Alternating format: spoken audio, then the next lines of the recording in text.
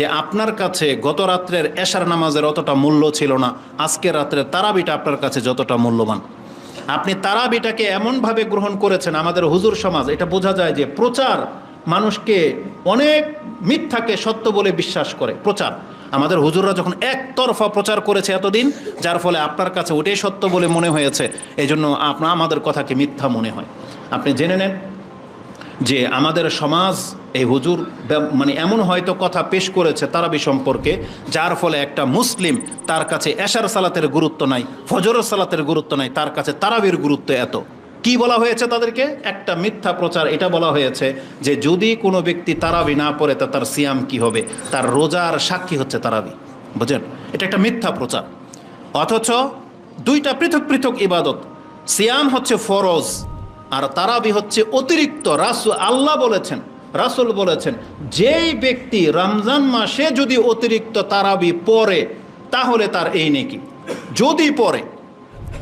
আর সিয়াম কি যদি রাখে, এটা রাখতেই হবে। আপনি কুতিবা আলাইকুমুস সিয়াম, তোমাদের উপরে সিয়ামকে ফরজ করে দেওয়া হয়েছে। তারাবির সাথে সিয়ামের কোনো সম্পর্ক নাই, সাহারি খাওয়ার সাথে সিয়ামের কোনো সম্পর্ক নাই। আপনি সাহারি খেতে পান বা না পান, সিয়াম আপনার উপরে ফরজ। তারাবি পড়তে পারেন না পারেন, আপনার উপরে সিয়াম ফরজ। এই জন্য মহিলারা যারা আছেন আপনারা এটা খুব ভালো করে গুরুত্বের সাথে নেবেন। আপনি 2, 4, 8 রাকাত তারাবি পড়তে পারবেন না বিদায় সেই দিন আপনি সিয়াম রাখবেন না, এটা একটা চরম মূর্খামি। এখান থেকে বেরিয়ে আসেন, আল্লাহ আমাদেরকে তৌফিক দান করুন। তাহলে রমজান মাসের একটা বরকত হলো যে কেউ যদি যেই নামাজটা গত রাত্রে গত মাসে ছিল এটা একটা নেকি ছিল, কিন্তু গুরুত্বের সাথে যদি এই রমজান মাসে অন্তত একটা মাস কন্টিনিউ আপনি এই তাহাজ্জুদ, তারাবি বা রাতের নামাজ যদি পড়তে পারেন, সংখ্যা এটা আপনার উপরে ছেড়ে দিলাম, সংখ্যা নিয়ে তর্ক করার স্বভাব আমাদের নাই। আপনি যদি আল্লাহকে সন্তুষ্ট করার জন্য রাতে 2 থেকে নিয়ে একবারে যতটুকু পর্যন্ত আপনার সামর্থ্যে কুলায় আপনি যদি সালাত আদায় করতে পারেন ইমানের সাথে, তাহলে এটার বেনিফিটটা কি? শুধু রমজান মাসে আদায় করার কারণে আপনার অতীতের সমস্ত সাগিরা গুনাহগুলোকে আল্লাহ মাফ করে দিবেন। আল্লাহ আমাদেরকে এই ইবাদত করার তৌফিক দান করুন, আমিন। রমজান মাসের ইবাদতের বরকতের আরেকটা হাদিস আপনার কাছে পেশ করি, সেটা হচ্ছে রাসূলুল্লাহ সাল্লাল্লাহু আলাইহি ওয়াসাল্লাম বলেছেন, উমরাতুন ফি রমাদান তাআদিলু হাজ্জাতান ও ফি রিওয়ায়াতিন তাআদিলু হাজ্জাতা মাই। রাসূল বলেছেন, কেউ যদি রমজান মাসে উমরা করে তাহলে তার মর্যাদা হলো সে হজ করার নেকি পাবে, অথবা আমার সাথে হজ করলে যে নেকিটা তার হতো সেই নেকি সে পেয়ে যাবে। এই হাদিস ইমাম বুখারী রাহিমাহুল্লাহ কোট করেছেন 1863, মুসলিমে রয়েছে 2929, মানে 2929, এবং এই ভাষাটা যেটা ব্যবহার করেছি সেটা ইবনে মাজাতে আছে 2994। এই একটা হাদিস। উমরা হচ্ছে নফল, অথচ রমজান মাসে যদি কেউ এই নফল কাজটা করে তাহলে আল্লাহ তাকে একটা ফরজ হজের নেকি দিয়ে দিবেন। এটা হচ্ছে রমজান মাসে বরকতের নমুনা। এই কথাটাকে যদি আমি তারাবির সাথে এখন ফিট করি, যে আপনি কিয়ামুল লাইলটাকে রমজানে পড়ার কারণে আপনি বলতেছেন এটা তারাবি, তাহলে এই উমরাটা শাবান মাসে করলে উমরা, রমজান মাসে করলে কি নাম দিবেন? এর কি পার্থক্য হয়? যেইভাবে উমরা আপনি শাবান মাসে করবেন ওই একইভাবে নিয়ম না রমজান মাসে, নাকি পার্থক্য আছে? কিন্তু এটা মর্যাদা, যে ওই ইবাদতটা যদি কেউ রমজান মাসে করে তাহলে আল্লাহ তাকে এই মর্যাদাটা দিচ্ছেন। এটা হচ্ছে মর্যাদায় পার্থক্য, ইবাদতে কোনো পার্থক্য হয় না। এই কমন সেন্সটা যার নাই সেই বিতর্ক করে তারাবি সম্পর্কে। আল্লাহ আমাদেরকে তৌফিক দান করুন। এখানে 2টা পয়েন্ট উল্লেখ করেছি, তাতে আরেকটা ভুল আপনাদেরকে শুধরে দিই। এই হাদিসটাকে পুঁজি করে অনেকে আবার মনে করবেন তাহলে রমজান মাস হচ্ছে সেই মাস যেই মাসে নফল করলে ফরজ হয়ে যায় আর ফরজ করলে 70 গুণ হয়ে যায়। এটা একটা ভুল ব্যাখ্যা, বা এটাও দুর্বল হাদিসের ভিত্তিতে আমাদের সমাজে প্রচলিত আছে। আপনি দেখবেন প্রায় মিম্বর থেকে এটা বলা হবে যে রমজান মাসের একটা নফল অন্য মাসের একটা ফরজের সমান, আর রমজান মাসে একটা ফরজ অন্য মাসের 70টা ফরজের সমান, বরং হাদিস সহি নয়। এটা একটা ভুল। দ্বিতীয় আরেকটা ভুল আমাদের সমাজের মানুষ করে থাকে, যে তারা ক্যালেন্ডার পর্যন্ত ছাপে রমজানের প্রথম 10 দিন হচ্ছে রহমতের, পরের 10 দিন হচ্ছে মাগফিরাতের, আর শেষের 10 দিন হচ্ছে নাজাতের, জাহান্নাম থেকে মুক্তির। এই যে বর্ণনাটা রয়েছে এটা অত্যন্ত দুর্বল এবং জাল পর্যায়ের কাছাকাছি চলে গেছে। তবে আমরা দুর্বল বর্ণনায় পেয়েছি, দুর্বলই বলি। হাদিসটা কোথায় আছে এই মর্মে যে হাদিসটা আছে সেটা আপনি ইবনে খোজাইমাতে 1887-তে পেয়ে যাবেন, যে বর্ণনা এইভাবে করা হয়েছে, আন সালমান কালা খাতাবানা রাসূলুল্লাহ সাল্লাল্লাহু আলাইহি ওয়াসাল্লাম ইলা আখিরিল হাদিস ওয়া হুয়া শাহরুন আউয়ালুহু রাহমাতুন ওয়া আওসাতুহু মাগফিরাতুন ওয়া আখিরুহু ইতকু মিনান নার। এই যে রমজান মাস, তার 10 দিন রহমতের, তার বাকি 10 দিন রহমতের, মাগফিরাতের, এবং শেষের 10 দিন ইতকু মিনান নার, জাহান্নাম থেকে মুক্তি হওয়ার এই 10 দিন। এই হাদিস যে সহিনা, এটা এমনকি মুনকার বলা হয়েছে। মুনকার কাকে বলে? সহি হাদিসের খেলাফ যদি কোনো কথা আসে, হাদিস দুর্বল, উপরন্ত সহি হাদিসের খেলাফ। সহি হাদিসের খেলাফ কি? একটু আগেই তো তিরমিজির হাদিস আপনাকে শুনিয়েছি, 682-তে রয়েছে, ওয়ালিল্লাহি উতাকাউ মিনান নার ওয়া যালিকা কুল্লা লাইলা। আল্লাহ রমজানের প্রত্যেক রাত্রি জাহান্নাম থেকে অসংখ্য মানুষকে মুক্ত করেন। তার মানে পুরো রমজান মাসটাই হচ্ছে কিসের? নাজাতের। পুরো রমজান মাসটাই হচ্ছে রহমতের। পুরো রমজান মাসটাই হচ্ছে বরকতের। কারণ রাসূল বলে নাই আতাকুম রামাদানুন শাহরুন মুবারাকুন, পুরো মাসটাই হচ্ছে কি? বরকতের। এই জন্য এই সমস্ত ভুলগুলো থেকে উঠে আসার প্রতি আপনাদেরকে আহ্বান জানাবো।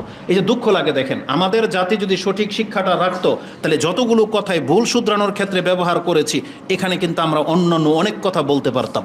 এই জন্য আমাদের মাঝে ভুল যত বেশি, তত তর্ক হবে, তত সময় নষ্ট হবে। এই জন্য আমরা বলি, আপনারা জ্ঞানের ভিত্তিতে ইসলামটাকে বোঝার চেষ্টা করেন, শুধু লম্বা দাড়ি আর সার্টিফিকেট আর জুব্বা দিয়ে না, বরং দলিলের ভিত্তিতে আপনাকে ইসলাম গ্রহণ করতে হবে।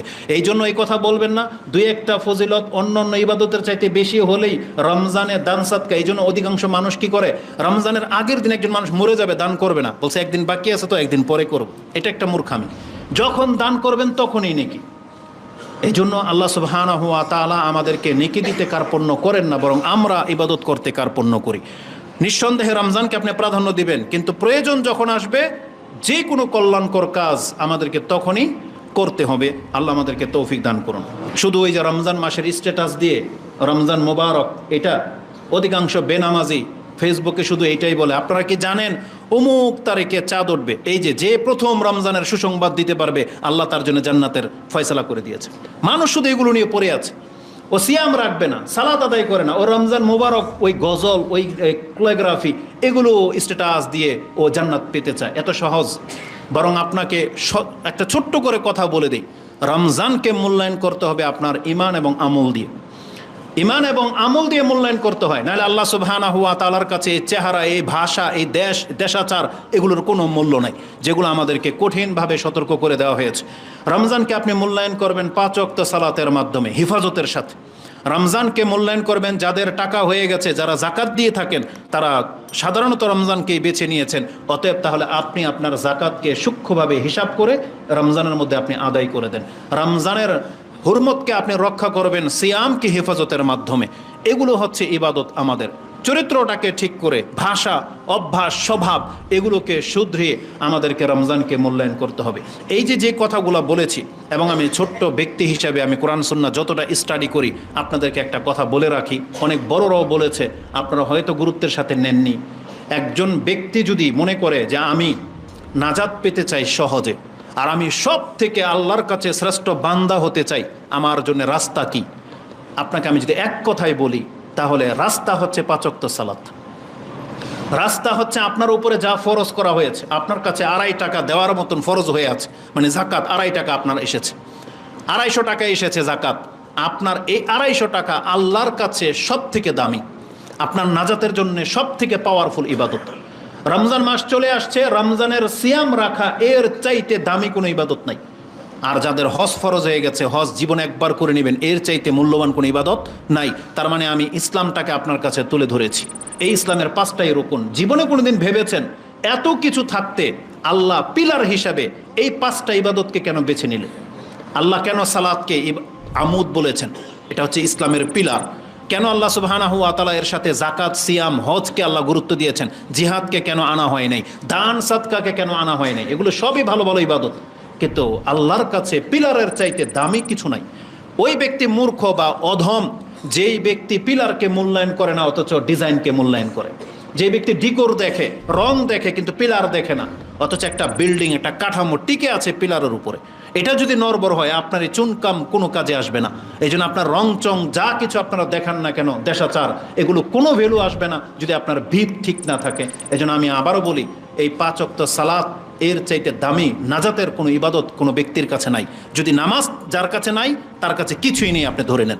এই জন্য যত দ্রুত সম্ভব এই গুরুত্বটাকে বোঝার চেষ্টা করবেন, তত দ্রুত আপনার আমার নাজাতের সুফল বয়ে আনবে। এবার আসুন, এই রমজানকে যদি আমরা ইবাদতের মাধ্যমে মূল্যায়ন করি, আল্লাহ আপনাকে আমাকে কোথায় পৌঁছানোর জন্য অপেক্ষায় আছেন দেখেন।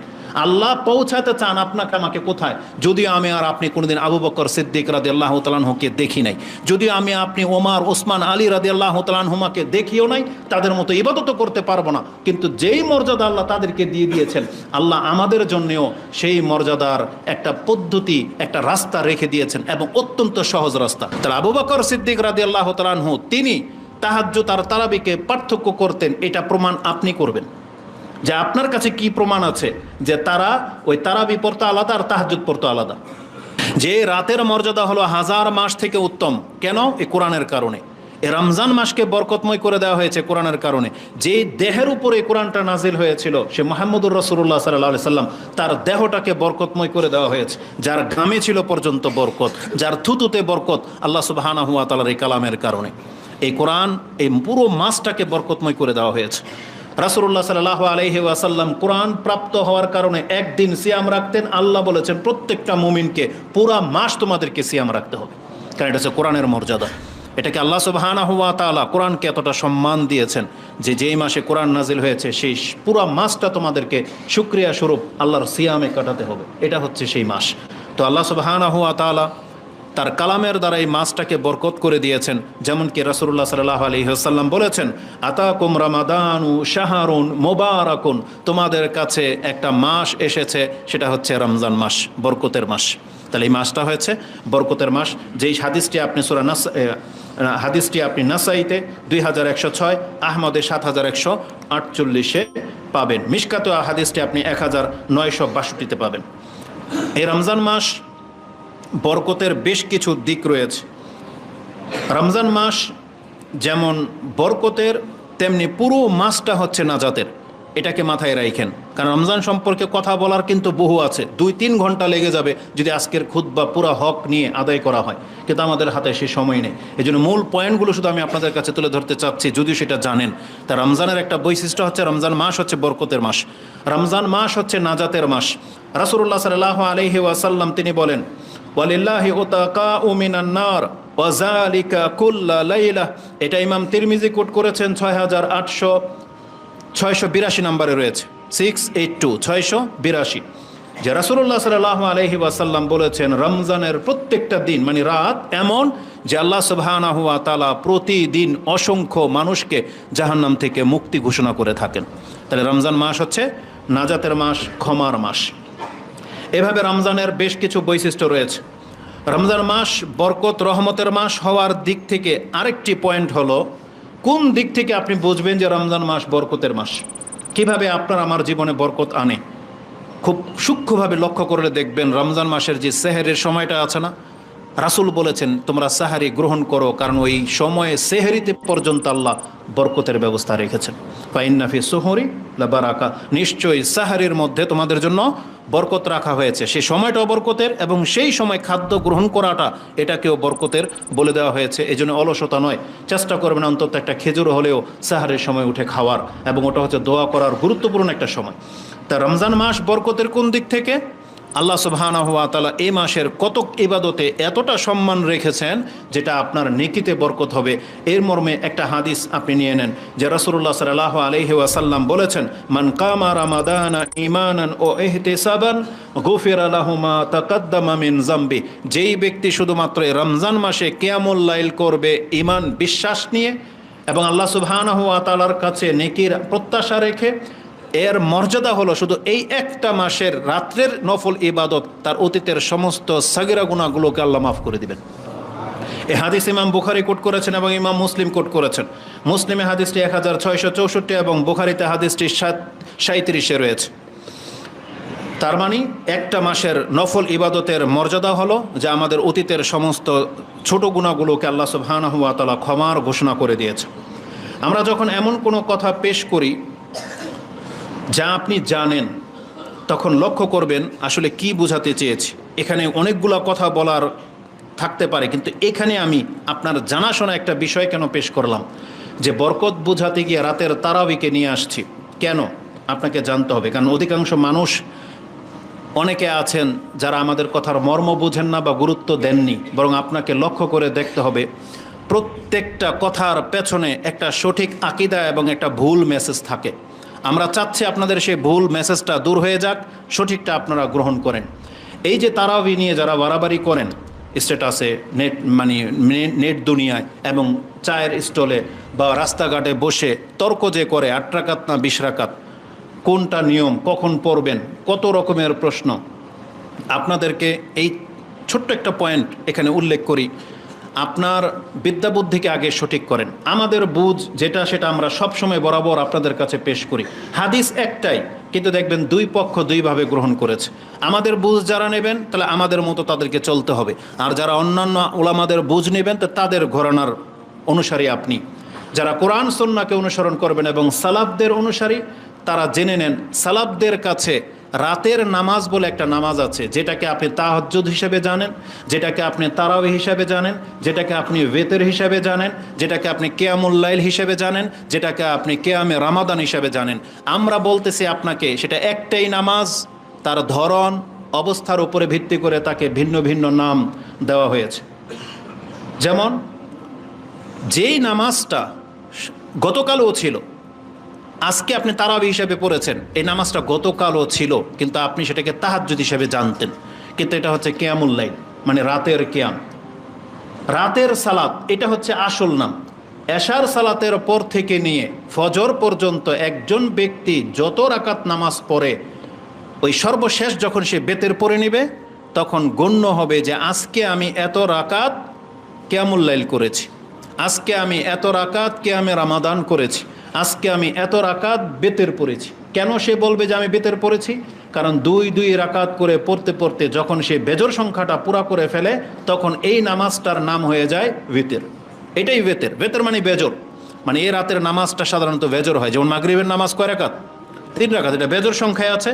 ঠিক ওয়েতেরের নামাজটা বেজর সংখ্যায় আছে। পার্থক্য হলো যে সেটা 3-এর মধ্যে মানে থেমে থাকে নাই, 1 থেকে নিয়ে 11 পর্যন্ত প্রমাণ আছে। এই যে কোনো সংখ্যায় আপনি সেটাকে আদায় করতে পারেন। এই জন্য এই সালাতকে ভিতর বলা হয়েছে, বেজর হওয়ার কারণে।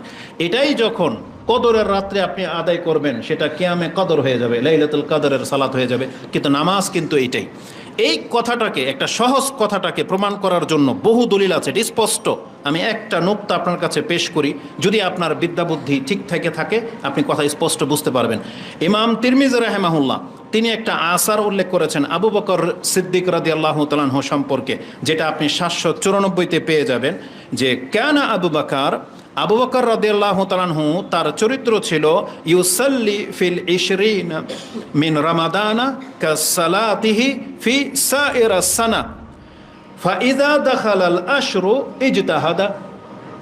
মানে কদরের রাতকে পার্থক্য করার জন্য রমজান মাসকে 2 ভাগ করা হয়েছে। 1 থেকে 20 রমজান পর্যন্ত একটা ভাগ, আর শেষের 10 রাত্র আরেকটা ভাগ। এই শেষের 10 রাত্রের গুরুত্ব বোঝাতে গিয়ে এই কথাটা আনা হয়েছে যে আবু বকর সিদ্দিক রাদিয়াল্লাহু তাআলা আনহু, তার আমল ছিল তিনি প্রথম 20 রমজান পর্যন্ত ওইভাবে কিয়ামুল লাইল করতেন যেমনভাবে তিনি সারা বছর কিয়ামুল লাইল করতেন। কথাটাকে বুঝেন? 20 রাত্র পর্যন্ত, আমি যদি আমাদের বাংলা ভাষায় বলি, আবু বকর রাদিয়াল্লাহু তাআলা আনহু তিনি 20 রমজান পর্যন্ত ওইভাবে তারাবি পড়তেন যেভাবে সারা বছর তিনি ওই শাওয়াল মাসে, ওই জিলকাদ মাসে, জিলহাজ মাসে, মুহররম মাসে, সফর মাসে যেইভাবে তিনি কিয়ামুল লাইল করতেন। যেইভাবে আপনি এটাকে তারাবি বলতে পারেন, এটাকে আপনি তাহাজ্জুদ বলতে পারেন, এটাকে আপনি ভিতর বলতে পারেন, যেইভাবে আবু বকর রাদিয়াল্লাহু তাআলা আনহু সারা বছর সারা রাত্রের যে সিস্টেম ছিল, তিনি রমজানের 20 রাত পর্যন্ত ওই একই নিয়মে একই সংখ্যায় তিনি আদায় করতেন। পার্থক্য শুধু করতেন কোথায়? শেষের 10 রাত্রে। সেই 10 রাত তিনি আর ঘুমাতেন না। আর এখানে একটা কথার মধ্যে 3টা জিনিস শামিল, সংখ্যা শামিল, পদ্ধতি শামিল এবং অবস্থাও শামিল। অবস্থাটা কি?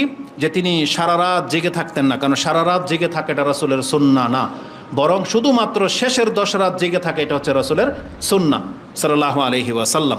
সংখ্যার দিক থেকে তিনি রাসূল সাল্লামকে ফলো করতেন, যে কিছু সংখ্যক রাত্রে ঘুমাতেন, আবার পরে উঠে তিনি সালাত আদায় করতেন, যেটাকে আমরা তাহাজ্জুদ হিসেবে জানি। মূলত এটা রাতের নামাজ, এটা হচ্ছে কিয়ামুল লাইল। তাহলে আবু বকর সিদ্দিক রাদিয়াল্লাহু তাআলা আনহু তিনি তাহাজ্জুদ আর তারাবিকে পার্থক্য করতেন, এটা প্রমাণ আপনি করবেন। যে আপনার কাছে কি প্রমাণ আছে যে তারা ওই তারাবি পড়তো আলাদা আর তাহাজ্জুদ পড়তো আলাদা?